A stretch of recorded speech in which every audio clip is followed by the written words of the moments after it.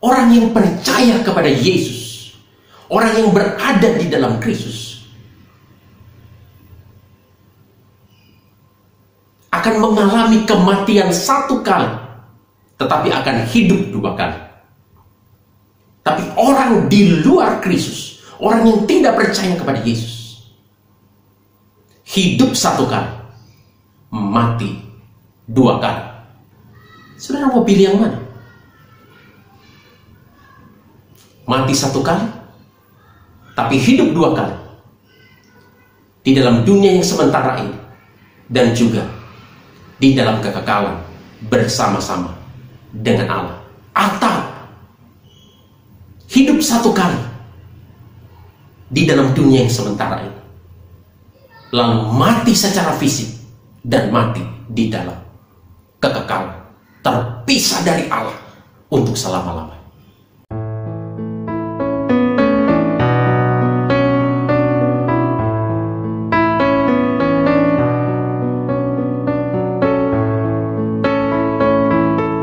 Saudara-saudara yang dikasihi oleh Tuhan kita Yesus Kristus, hari ini kita akan melihat satu bagian dari Alkitab kita.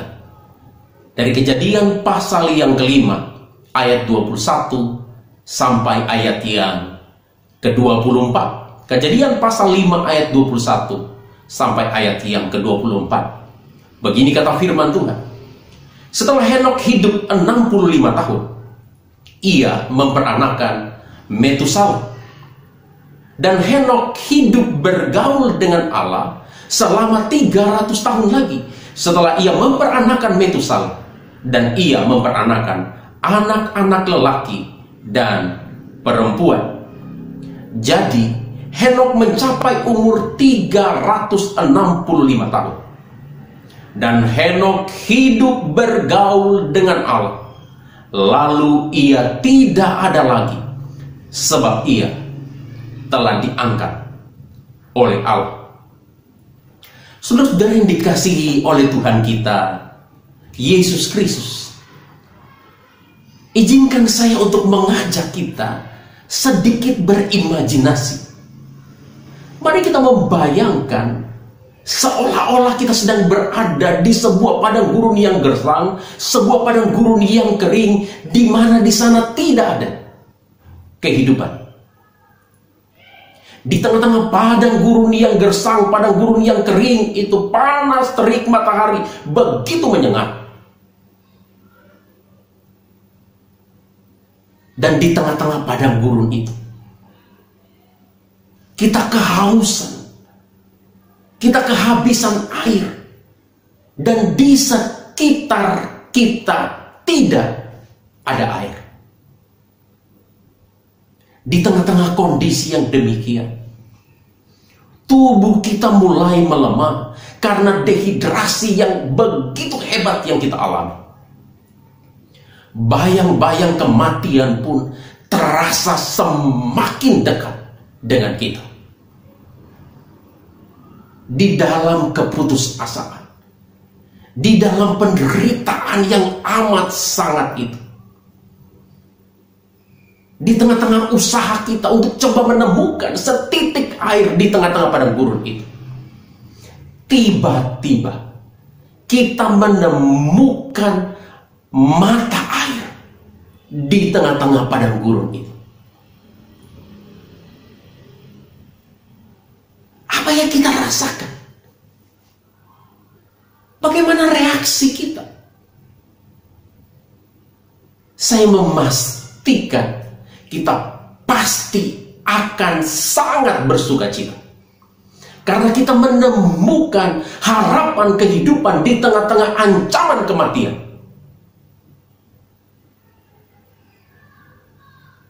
Saudara-saudara, ilustrasi imajinatif ini setidaknya dapat membantu kita untuk mengerti, untuk memahami kisah hidup Henokh yang kita baca di dalam Kejadian pasal 5 ayat 21 sampai ayat yang ke-24 tadi.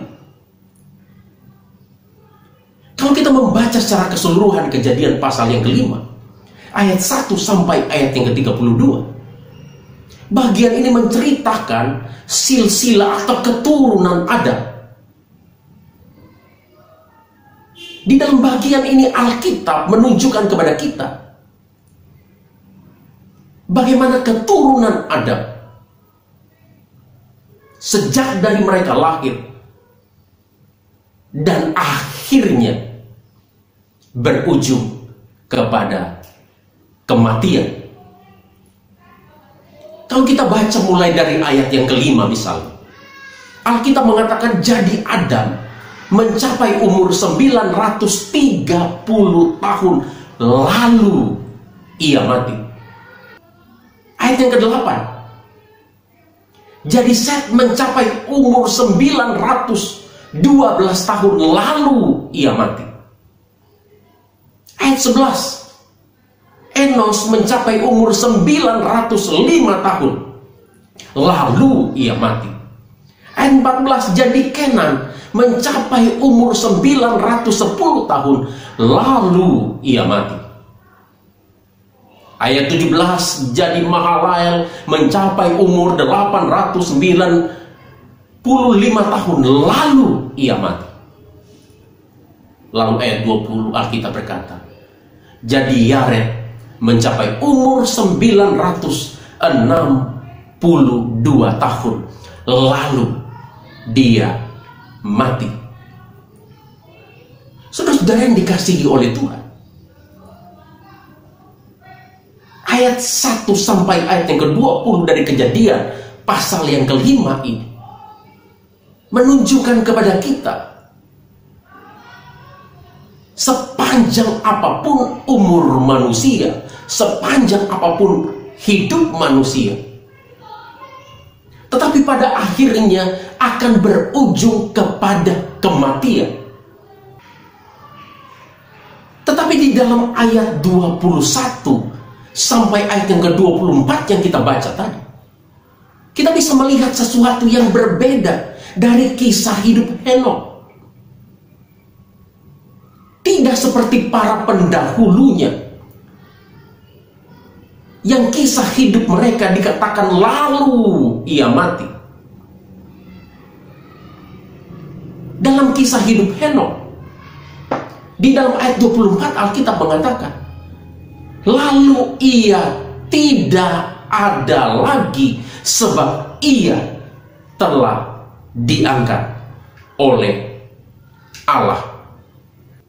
Saudara yang dikasihi oleh Tuhan, ini benar-benar sesuatu yang sangat menakjubkan.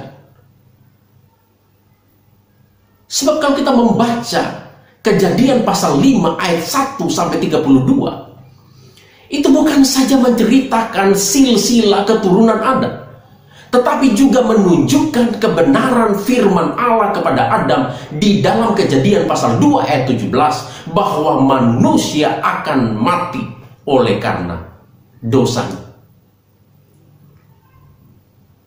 Saudara, kita tahu di dalam Kejadian pasal 2 ayat 17, Tuhan Allah berfirman kepada Adam dan Hawa untuk tidak memakan buah tentang pengetahuan yang baik dan yang jahat yang ada di tengah-tengah Taman Eden itu. Dan Tuhan Allah berkata, jika mereka memakannya, maka pada saat itu juga mereka akan mati. Dan Alkitab memberitahukan kepada kita di dalam Kejadian pasal yang ketiga, Adam dan Hawa, manusia pertama, melanggar perintah Allah ini.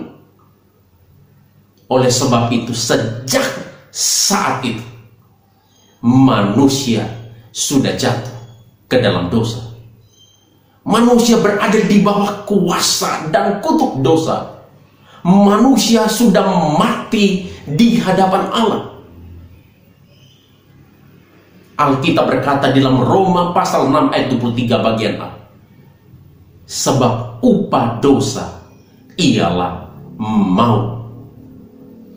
Saudara yang dikasihi oleh Tuhan, setidaknya ada 3 pengertian tentang maut, tentang kematian di dalam Alkitab. Yang pertama adalah kematian secara rohani, terputusnya hubungan antara manusia dengan Allah. Allah yang suci, Allah yang kudus, tidak mungkin lagi bisa dihampiri oleh manusia yang berdosa. Jadi ketika Adam dan Hawa jatuh ke dalam dosa, pada saat itu juga mereka sudah mengalami kematian secara rohani di hadapan Allah. Manusia putus hubungan dengan Allah. Lalu maut juga berarti mati secara jasmani atau mati secara fisik. Dan yang ketiga, maut juga berarti mati secara kekal selama-lamanya di dalam neraka. Nah, saudara-saudara yang dikasihi oleh Tuhan kita, Yesus Kristus, manusia bukan saja mengalami kematian secara rohani, putusnya hubungan dengan Allah. Manusia bukan saja berada di bawah bayang-bayang kematian kekal, kebinasaan kekal selama-lamanya di dalam neraka. Tetapi manusia berdosa juga akan mengalami kematian secara fisik, kematian secara jasmani. Saudara, kebenaran ini yang bisa kita lihat setidaknya di dalam Kejadian pasal yang ke-5. Di dalam ayat 1 sampai ayat yang ke-20 dan juga ayat 25 sampai ayat yang ke-32. Kita bisa melihat parade kematian. Sepanjang apapun hidup manusia tidak dapat melawan kutuk dosa, yaitu kematian, sebagai akibat dari keberdosaan manusia di hadapan Allah.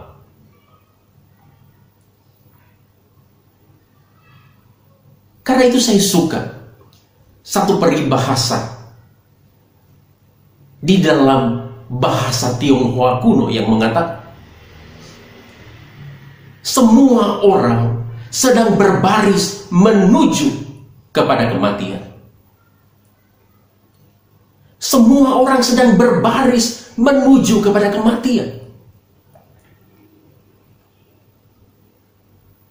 Ini adalah satu peribahasa yang benar, sekalipun tidak menjelaskan mengapa orang berbaris menuju kepada kematian. Tapi Alkitab memberitahukan kepada kita dengan jelas, karena manusia sudah jatuh ke dalam dosa. Kematian adalah sebuah keniscayaan yang tidak bisa dilawan oleh manusia, yang tidak bisa dihindari oleh manusia. Manusia bisa memperlambat kematian, tetapi manusia tidak mungkin bisa melawan kematian. Manusia tidak mungkin bisa menghentikan kematian. Ketika kita sakit, kita bisa mencari dokter yang terbaik. Kita bisa mencari rumah sakit yang terbaik untuk kesembuhan kita. Tapi itu bukan usaha untuk menghentikan kematian. Itu hanya memperlambat kematian. Kematian adalah sebuah keniscayaan yang telah ditetapkan oleh Tuhan Allah akibat dari keberdosaan kita di hadapan Allah. Tetapi kita bersyukur kepada Allah. Di tengah kegelapan yang pekat, ada setitik terang harapan. Di tengah murka Allah karena dosa manusia, ada anugerah pengharapan. Titik terang pengharapan bagi manusia yang berdosa, yang berada di bawah kutuk kematian, Itulah yang bisa kita lihat di dalam sepenggal kisah hidup Henokh yang kita baca di dalam Kejadian pasal 5 ayat 21 hingga ayat yang ke-24 ini. Henokh adalah contoh manusia yang menemukan anugerah Tuhan, yaitu kehidupan di tengah kutub kematian. Henokh adalah contoh orang yang menemukan anugerah Tuhan, yaitu kehidupan di tengah kutub kematian. Kisah Henokh yang tidak mengalami kematian, yang diselipkan di dalam kisah keturunan Adam, yang semuanya berakhir pada kematian, adalah untuk menunjukkan adanya pengharapan bagi manusia berdosa yang berada di bawah kuasa kematian karena kutuk dosa.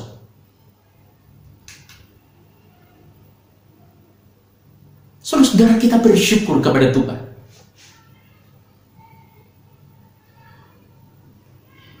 Di tengah-tengah kutuk kematian,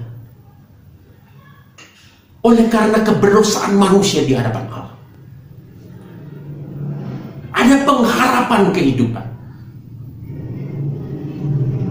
Dan itu kita lihat di dalam kisah hidup Henokh.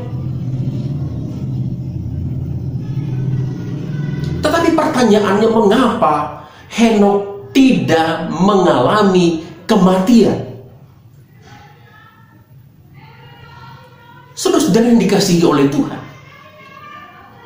Alkitab memberitahukan kepada kita di dalam Kejadian pasal 5 ayat 21 sampai ayat yang ke-24, khususnya di dalam ayat 22 dan ayat 24. Dua kali Alkitab mengatakan, karena Henokh hidup bergaul dengan Allah. Karena Henokh hidup bergaul dengan Allah. Atau kalau diterjemahkan secara harafiah, karena Henokh hidup berjalan bersama-sama dengan Allah. Saudara, ini jawaban, ini alasan yang diberikan oleh firman Tuhan kepada kita. Mengapa Henokh tidak mengalami kematian sebagaimana para pendahulunya atau orang-orang yang hidup setelah dia? Alkitab mengatakan karena Henokh hidup bergaul dengan Allah. Karena Henokh hidup berjalan bersama-sama dengan Allah. Saudara, Henokh hidup bergaul dengan Allah, atau Henokh hidup berjalan bersama dengan Allah, itu berarti ia memiliki persekutuan atau relasi yang intim dengan Allah. Dan relasi itu berlangsung secara terus-menerus sebagai gaya hidup Henokh.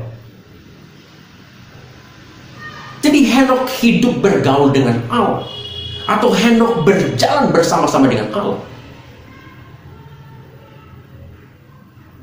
Itu menunjukkan bahwa Henokh punya satu persekutuan yang intim, persekutuan yang erat dengan Allah. Dan persekutuan itu adalah persekutuan yang terus-menerus menjadi gaya hidup Henokh setiap hari.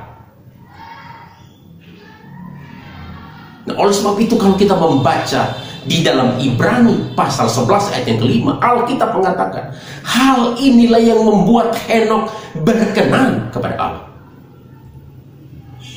Jadi pergaulannya dengan Allah, tindakannya berjalan bersama-sama dengan Allah, persekutuannya, relasinya yang intim secara pribadi yang terus-menerus dengan Allah, itu yang membuat Henokh hidup berkenan di hadapan Allah. Itu yang membuat Henokh berkenan di hadapan Allah.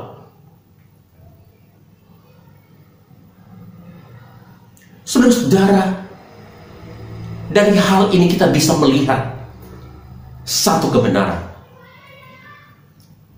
Kemenangan atas kutukan kematian hanya bisa kita peroleh melalui hidup yang berjalan bersama dengan Tuhan. Kemenangan atas kutukan kematian hanya bisa kita dapatkan di dalam relasi kita, di dalam persekutuan kita secara pribadi dengan Tuhan.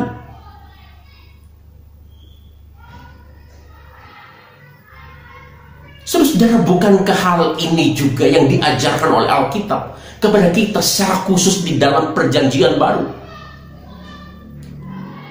Alkitab dengan sangat jelas menunjukkan kepada kita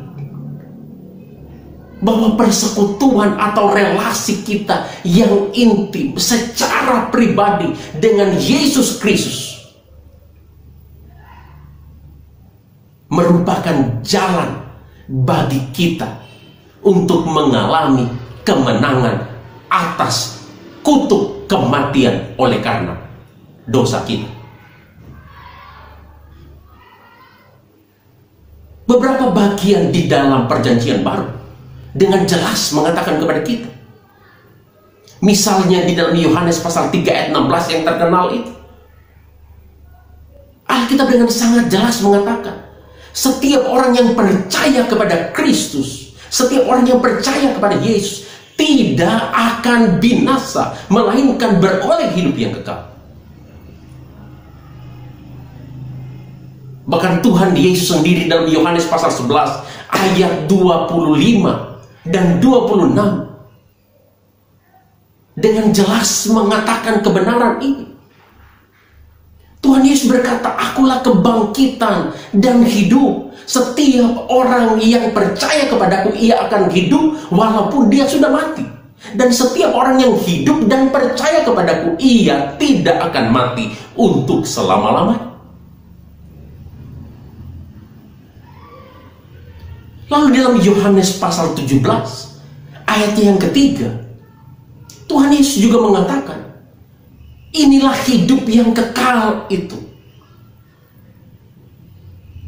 yaitu mereka mengenal Allah Bapa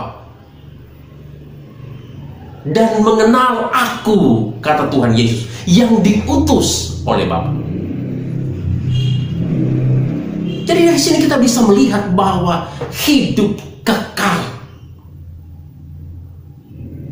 di dalam Kristus kita dapatkan ketika kita mengenal. Kata mengenal di dalam Yohanes pasal 17 ayat yang ketiga itu bukan saja pengenalan secara knowledge, tetapi pengenalan karena kita mengalami secara pribadi.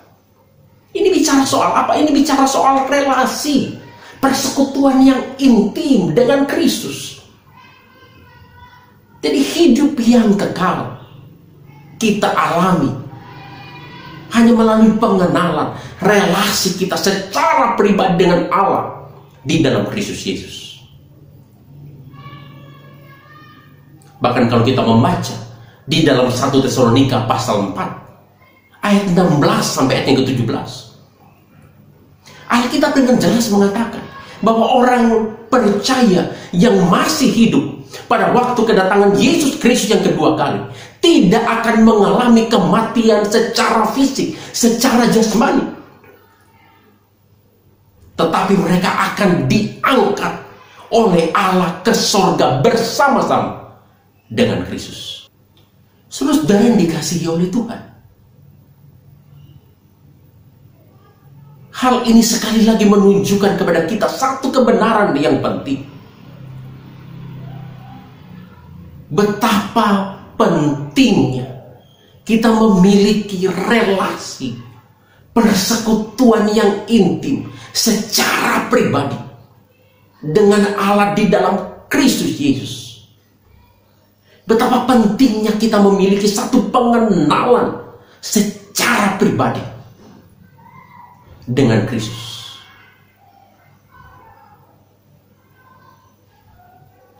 Saudara yang dikasihi oleh Tuhan kita Yesus Kristus, setidaknya ada dua pelajaran penting yang bisa kita tarik dari kisah hidup Henokh yang berjalan bersama dengan Tuhan, yang berjalan bersama dengan Allah. Yang pertama, hidup bukan berbicara durasinya, panjang pendeknya, tetapi isinya.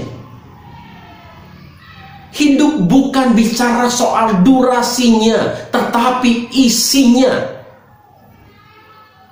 Saudara yang dikasihi oleh Tuhan, di antara para pendahulunya maupun orang-orang yang hidup sesudahnya, secara durasi hidup Henokh adalah yang paling singkat. Alkitab mengatakan Henokh berumur 365 tahun. Sesudah itu ia tidak ada lagi, sebab dia telah diangkat oleh Allah. Saudara, 365 tahun. Jika kita bandingkan dengan orang-orang yang hidup sebelum Henokh maupun orang-orang yang hidup sesudah dia, secara khusus dalam konteks Kejadian pasal 5, umur Henokh tidak sampai separuhnya. Umur Henokh adalah yang paling singkat. Bahkan kalau kita membaca di dalam Alkitab, Henokh keturunan Adam ini namanya hanya disebutkan 3 kali di dalam Alkitab. Yang pertama di dalam Kejadian pasal 5 ayat 21 sampai 24 ini. Lalu namanya disebutkan lagi di dalam Ibrani pasal 11 ayat yang kelima, yang mengatakan bahwa Henokh adalah orang yang berkenan kepada Allah. Lalu sekali lagi disebutkan di dalam Yudas pasal 1 ayat 14, dikaitkan tentang dengan nubuatan akan kedatangan Yesus Kristus kembali yang kedua kali. Tetapi secara kualitas, Henokh memiliki hidup yang berkenan kepada Allah. Karena dia hidup berjalan bersama dengan Allah, karena dia hidup bergaul dengan Allah, karena dia memiliki satu relasi yang intim, relasi secara pribadi dengan Allah. Dan itu menjadi gaya hidup Henokh setiap hari.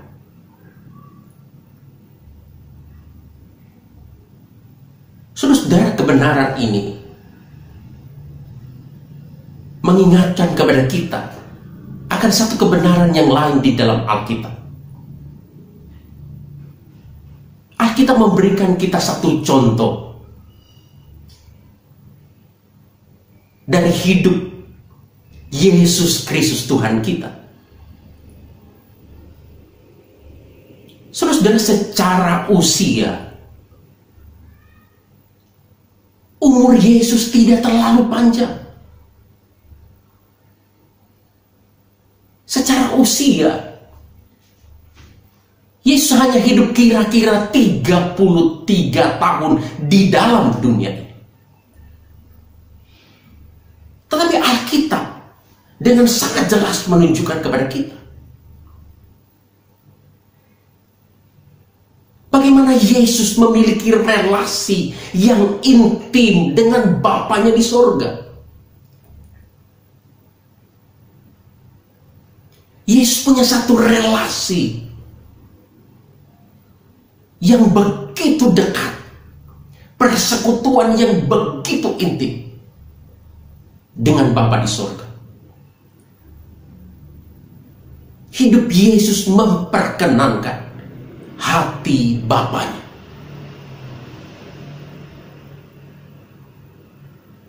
Secara usia,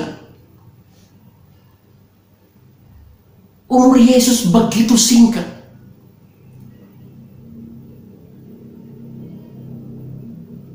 Tetapi secara kualitas,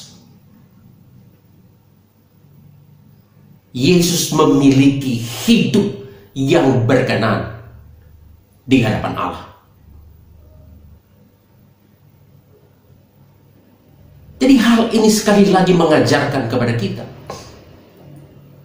bahwa hidup bukan soal durasinya, bukan soal panjang pendeknya, tetapi isinya. Untuk apa kita memiliki hidup yang panjang di dalam dunia ini? Tetapi hidup kita tidak memiliki isi, hidup kita tidak memiliki makna di hadapan Allah. Tidak ada gunanya. Kita tidak punya satu relasi secara pribadi dengan Allah. Kita tidak punya persekutuan yang intim dengan Yesus Kristus. Tidak ada gunanya. Oleh sebab itu hidup kita tidak ditentukan oleh panjang pendeknya,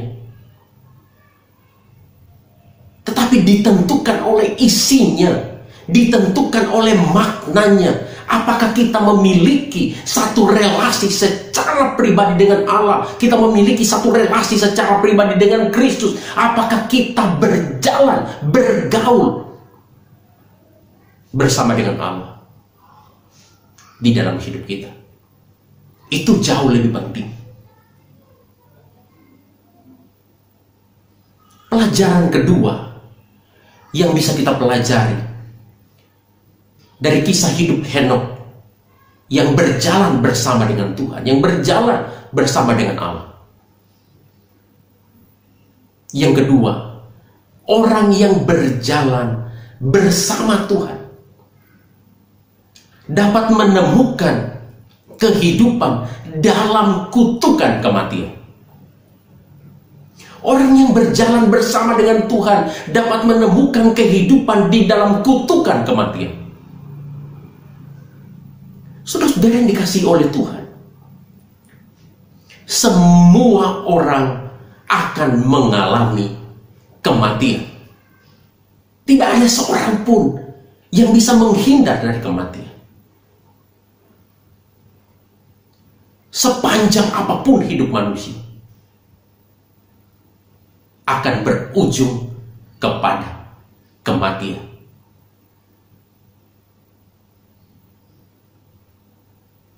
Tetapi Alkitab mengatakan kepada kita,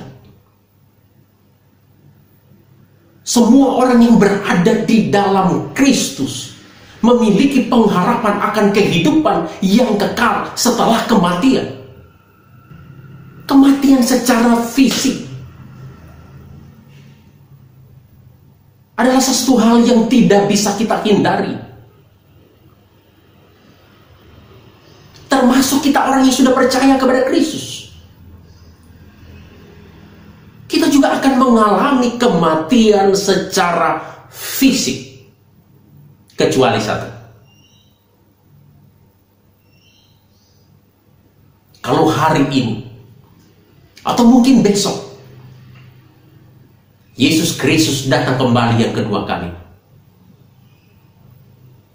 maka kita tidak akan mengalami kematian secara fisik, tapi kita akan diubahkan di dalam sekejap, dan kita akan diberikan tubuh kemuliaan.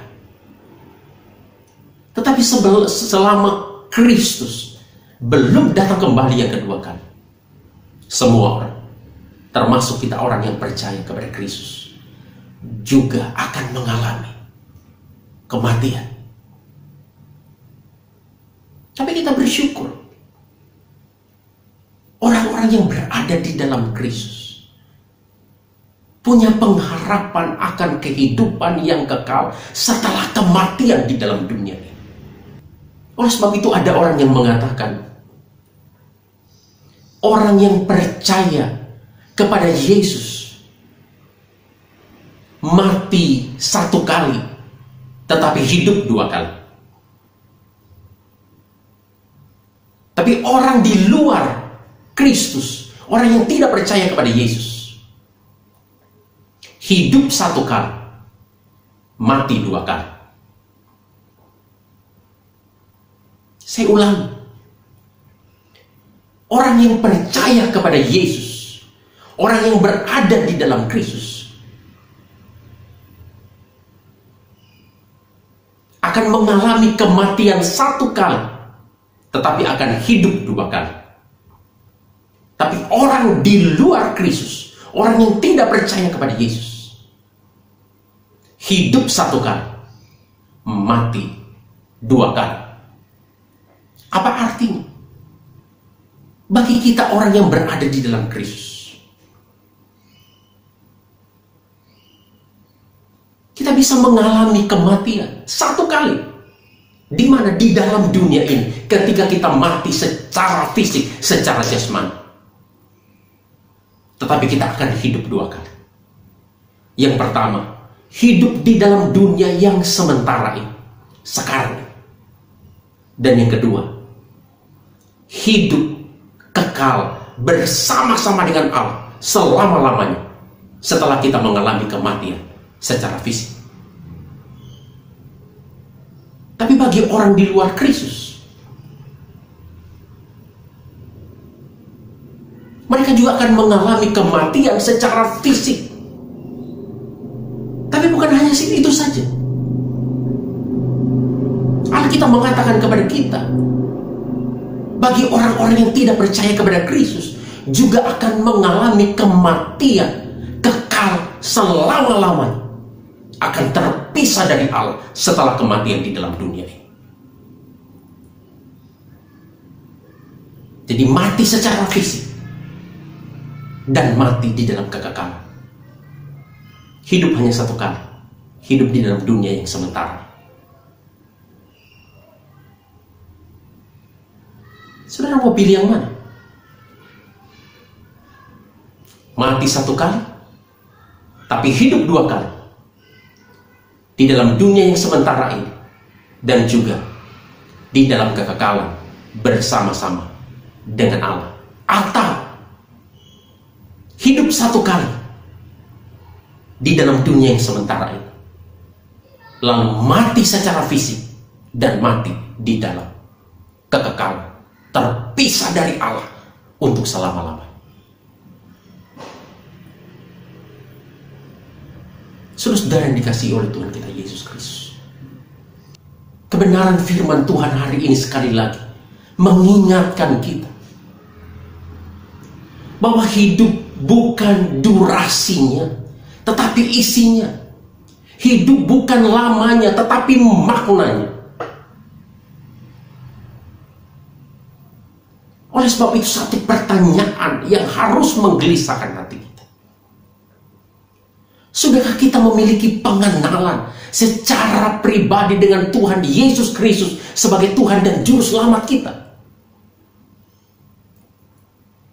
Sudahkah kita memiliki relasi secara pribadi dengan Kristus? Sudahkah kita memiliki satu persekutuan yang intim bersama-sama dengan Kristus? Itu yang paling penting di dalam hidup ini.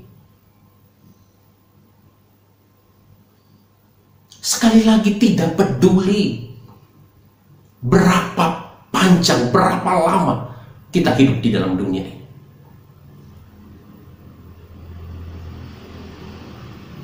Jika kita tidak mengenal Yesus, kita tidak memiliki relasi secara pribadi dengan Dia, kita tidak memiliki persekutuan secara pribadi dengan Dia, maka hidup yang panjang pun tidak ada guna, karena hanya akan berakhir pada kebinasaan yang kekal. Nah, oleh sebab itu, biarlah sekali lagi firman Tuhan hari ini mengingatkan kita. Sudahkah kita punya satu relasi, hubungan secara pribadi dengan Allah di dalam Kristus Yesus? Ini bukan berbicara seberapa lama kita menjadi orang Kristen. Ini bukan berbicara apa jabatan kita di gereja, apakah hamba Tuhan, majelis, diaken, aktivis, atau jemaat biasa. Bukan. Ini juga bukan berbicara seberapa sibuk kita melayani di gereja, seberapa banyak kita terlibat di dalam pelayanan. Tidak. Itu bukan yang terpenting. Yang terpenting adalah relasi, pengenalan kita secara pribadi dengan Tuhan Yesus Kristus.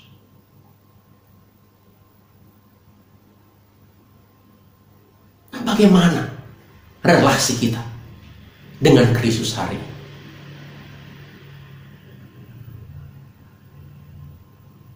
Adakah setiap hari kita semakin memiliki relasi yang dekat, persekutuan yang intim bersama-sama dengan Dia? Dan itu menjadi gaya hidup kita sehari-hari.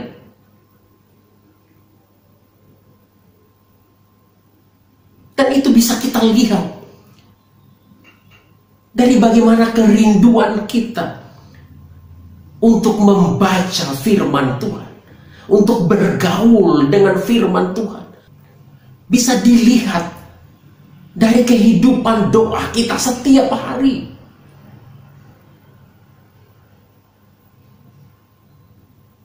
Kita tidak mungkin mengatakan saya punya relasi secara pribadi dengan Kristus, saya punya persekutuan secara pribadi dengan Kristus, tapi kita tidak membaca firman-Nya. Kita tidak memiliki komunikasi, hubungan yang intim melalui doa setiap hari dengan Dia. Tidak mungkin.